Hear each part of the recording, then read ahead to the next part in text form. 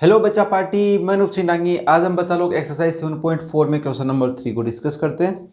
तो question number 3 है और उसको हमें पढ़ना है।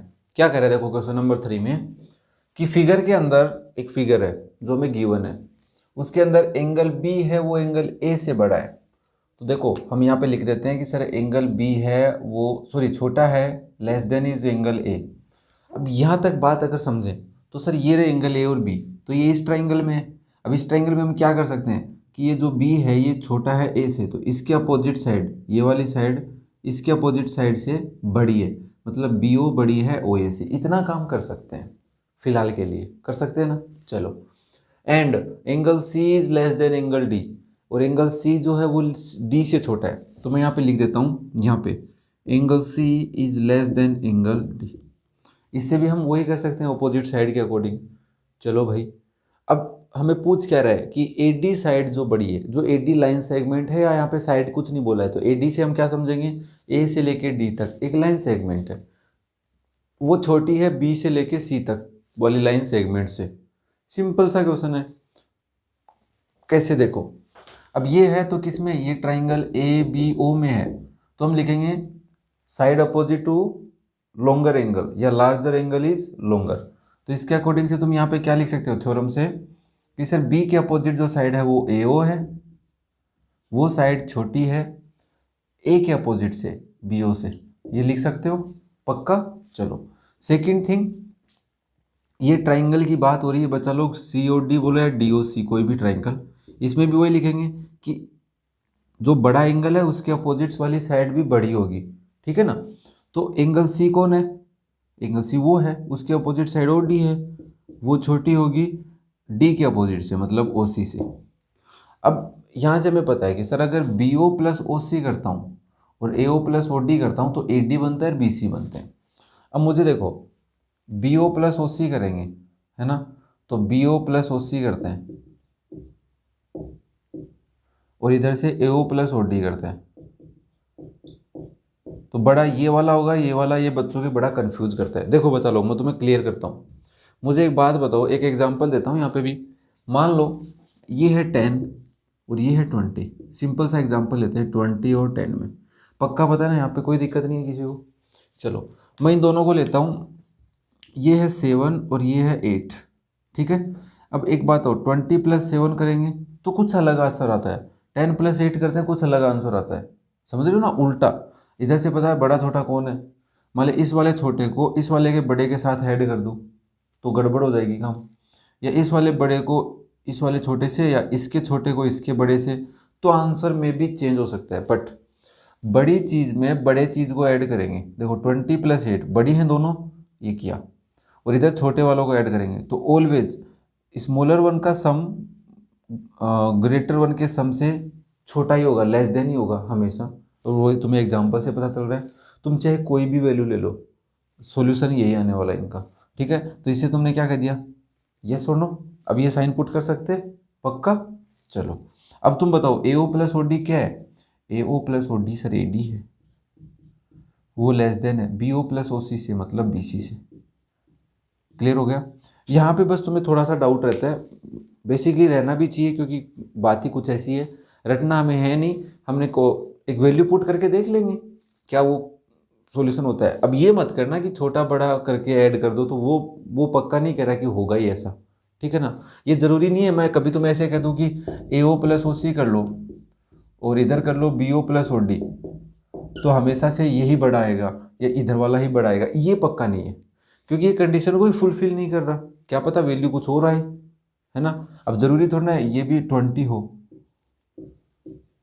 20 प्लस ये 30 हो गई और ये 27 तो हो गया ऐसा, और कभी नहीं भी हो, ज़रूरी थोड़ा ना ये 20 होगा। हाँ वैल्यू गिवन है तब तो तुम कर लोगे, उसमें क्या दिक्कत है, 9 ले लो इसको, तो भी नहीं हो रहा है ना। तो ये ध्यान रखना, इसको रटना नहीं है हमें। Okay, so next is question number 4। बच्चा पार्टी क्वेश्चन नंबर 4 जो है वो थोड़ा सा हटके है क्योंकि इसमें कुछ हमें कंस्ट्रक्शन करना पड़ सकता है, रिक्वायरमेंट हो सकती है। तो हम सारे पहलुओं पे बात करेंगे, डिस्कस करेंगे कि क्यों ऐसा करना है और क्यों नहीं करना है, क्योंकि हमारा काम ही यही है, हमें क्वेश्चन को चीर देना है, फाड़ देना है। तो चलो फिर फाड़ने की कोशिश करते हैं। क्या करें, A B and C D are respectively the smallest and the longest side of a quadrilateral A B C D. इस बात का क्या मतलब है? इस बात का मतलब ये है बच्चा लोग कि ए बी सी डी एक क्वाड्रिलेटरल है, उसके अंदर 4 साइड होती हैं। कौन सी होंगी? A B, B C, C D and D A. होंगी कि नहीं होंगी? जल्दी से बताओ। अब इसने क्या कहा है कि सी डी जो साइड है और ए बी जो साइड है ना, respectively the smallest and longest.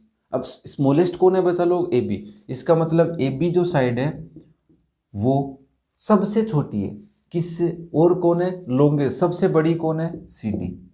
इससे 4 बातें निकल के आती हैं कि ए बी से बड़ी बी सी भी है, और ए बी से बड़ी सी डी भी है, और ए बी से बड़ी डी ए भी है।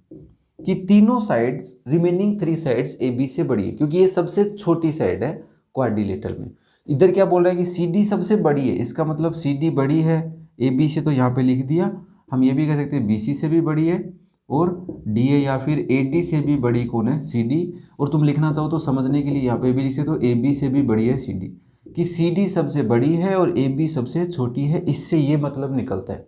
अब कितने बच्चों को पता था कि ये बात हो सकती है, और कितने बच्चों को आज पहली बार पता है, या फिर भी आइडिया था बट ऐसा नहीं था कि ऐसा भी हो सकता है? कमेंट करके मुझे बता सकते हो तुम लोग, ठीक है ना? मुझे फिर पता चले, मैं ऐसे ही क्वेश्चन हम सोल्व करते रहते हैं, है ना? अभी एक लाइन पता थी, फिर उसे तो मैं लिख देता कि ए बी बड़ा है सी डी ए से, पर ये बात नहीं है यहाँ पे सारा कुछ हमें समझना था। अब क्या कह रहा है? ए बी सी डी, है ना? So that angle A is greater than angle C, कि इस क्वाड्रिलेटरल में एंगल ए है वो सी से बड़ा है, एक बात। दूसरी, एंगल बी है वो डी से बड़ा है, ये भी प्रूव करना होगा।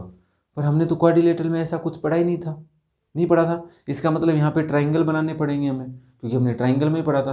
अब ट्राइंगल तो 2 कंडीशन में हो सकते हैं, कि या तो मैं फिर इसका ऐसा एक ट्राइंगल बनाऊं जिसको मैं ए बी सी बोलूं, जल्दी से देखो।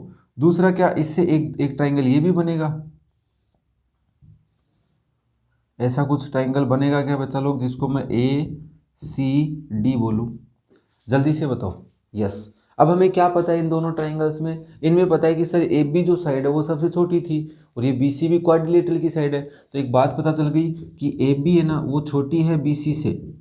और उससे हमें एक बात पता है कि ट्राइंगल के अंदर जब कोई साइड में रिलेशन आता है, छोटी बड़ी, है ना, स्मॉल एंड ग्रेटर, तो उससे एक लाइन पता है कि side opposite to the larger angle is longer. इसका मतलब इनमें क्या पता है? ए बी के अपोजिट जो साइड है कौन है? ए बी के अपोजिट, अब यहाँ पे साइड है तो थ्योरम क्या लिखेगी? Angle opposite to the longer side is larger. अब ए बी के अपोजिट एंगल कौन है? ये सी, पर पूरा सी नहीं है, इसका नाम लिखो, क्या नाम है? A C B is small to B C के अपोजिट कौन है बच्चा लोग? ये वाला एंगल जिसका नाम है बी ए सी। बी ए सी एंगल से छोटा है। इस बात को इक्वेशन 1 बोल सकते हो तुम, है ना? सिमिलरली यहाँ पे क्या पता है तुम्हें? यहाँ पे ए डी क्वाड्रिलेटरल की साइड है और डी सी क्वाड्रिलेटरल की साइड है, तो डी सी बड़ी है, सबसे बड़ी साइड है डी सी। तो तुम यहाँ पे क्या लिखोगे? ए डी से बड़ी है डी सी। अब तुम्हें ए सी का तो पता ही नहीं ना, तो तुम क्यों लिखोगे? ए सी क्या पता डी सी से भी बड़ा हो, पर हमें तो इससे कोई रिलेशन नहीं गिवन था, तो हम उसको हेल्प नहीं ले सकते।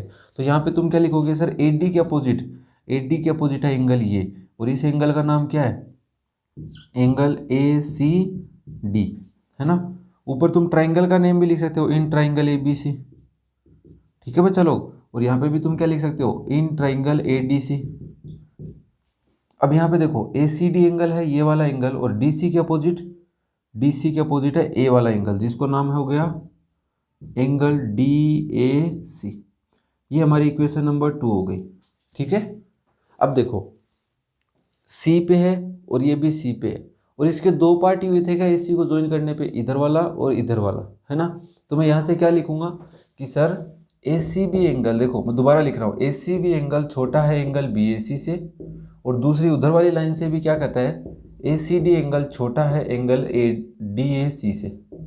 अब देखो ये और ये वो बड़ी बड़ी चीज़ों को ऐड कर रहा हूँ, पिछले वाले क्वेश्चन में ही बताया मैंने तुम्हें, है ना? ज़्यादा डीपली डिस्कस अब नहीं करेंगे। ये डी ए सी ये बड़ा ही होगा A C B plus angle A C D से, यस और नो? जल्दी बताओ। और A C B plus A C D, A C B और ए सी डी दोनों को अगर मान लो यहाँ से एक लाइन निकले ऐसे, तो इन दोनों का सम पूरा सी होगा क्या? यस, जिसको मैं डी सी बी बोल दूँ या बी सी डी बोल दो, छोटा होगा एंगल बी ए सी, और इसका नाम क्या लिखोगे? BAD लिख लो। तो इससे तुम्हें एक बात पता चल गई, सो लिख के या देयरफॉर लिख के तुम ये भी लिख सकते हो, angle C is less than angle A. एक बात तो प्रूव हो गई, हुई कि नहीं हुई। चलो दूसरी बात, सर इसका मतलब अब तो ये वाली लाइन ज्वाइन करने से क्या बना, हमारा काम बन जाए। तो इस वाली लाइन को ज्वाइन करने से दो ट्राइंगल बनते हैं। मैं यहाँ पे बनाता हूँ, देखो आप लोग, ऐसा हो गया क्या, DBA। इसमें दो साइड आ रही है, एक तो AB साइड आ रही है, एक AD। तो तुम्हें पता है कि ट्राइंगल ABD में क्या है, AB है ना वो छोटी है AD से, पक्का, क्योंकि AD एक क्वाड्रिलेटरल की सबसे छोटी साइड थी। तो AB के अपोजिट एंगल है D वाला, तो इसका नाम क्या हो जाएगा, ADB। एंगल छोटा है, AD के अपोजिट एंगल है B वाला, दैट इज एंगल ABD। इसको इक्वेशन तुम मे बी 3 दे दो। फिर तुम इस ट्राइंगल से ये काम लेके आ गए, D और B एंगल में ही रिलेशन देना है क्या हमें, यस, तो हम सही जा रहे हैं। तो दूसरा ट्राइंगल कुछ ऐसा बनेगा क्या, DC और B। इसमें देखो BC साइड है और DC साइड है, तो तुम क्या कहोगे, ट्राइंगल BCD में हमें पता है, वी नो दैट DC या BC is less than to DC, ये सुनो। और हम लिखेंगे angle opposite to the longer side is larger. तो इसके अकॉर्डिंग BC के अपोजिट एंगल कौन है बचा लोग, D वाला, तो जिसका नाम क्या हो जाएगा, BDC। एंगल है वो लेस देन है एंगल DC के अपोजिट है B वाला, जिसका नाम हो जाएगा DBC। ये इक्वेशन 4 है। बड़े बड़े देखो कौन है, B वाले हैं क्या, बड़े बड़े, तो इधर B वाले बड़े ले लो, जिसका नाम angle ABD plus angle DBC। और इधर कौन हो जाएगा, ये बड़ा ही रहेगा, हमने पढ़ चुके हैं बात। और यहाँ से बचा लोग angle ADB plus angle BDC होगा कि नहीं होगा, तुम बताओ मुझे। और तुम एक बात बताओ, इस बात से क्या निकल के आता है कि कंप्लीट एंगल D है, या उसका नाम हम ADC लिख सकते हैं, और इसका नाम एंगल ABD में ABC लिख सकते हैं। और जिससे तुम ये कह सकते हो कि angle D is greater than angle B। उधर लाइन उल्टी लिखी हुई है, angle B is greater than angle D, इसका भी और उसका एक ही मीनिंग है। तो देखो हमने कर लिया, क्यों ज्वाइन किया उसका रीजन भी पता चल गया, क्योंकि क्वाड्रिलेटरल में हमें पता ही नहीं, सर साइड से हम पता ही नहीं सकते कैसे कौन सा बड़ा होगा, तो हमने ट्राइंगल की हेल्प लेके क्वाड्रिलेटरल में ट्राइंगल बना सकते हैं हम। और मे भी आपका नेक्स्ट चैप्टर क्वाड्रिलेटरल है, तो बहुत अच्छे से पढ़ने वाले हैं उसको भी, डरो मत तुम, है ना। तो लास्ट क्वेश्चन है क्वेश्चन नंबर 5, और उसके बाद है एक लास्ट क्वेश्चन नंबर 6। दोनों को अच्छे से पढ़ेंगे क्योंकि थोड़े से हटके और इम्पोर्टेंट क्वेश्चन हैं।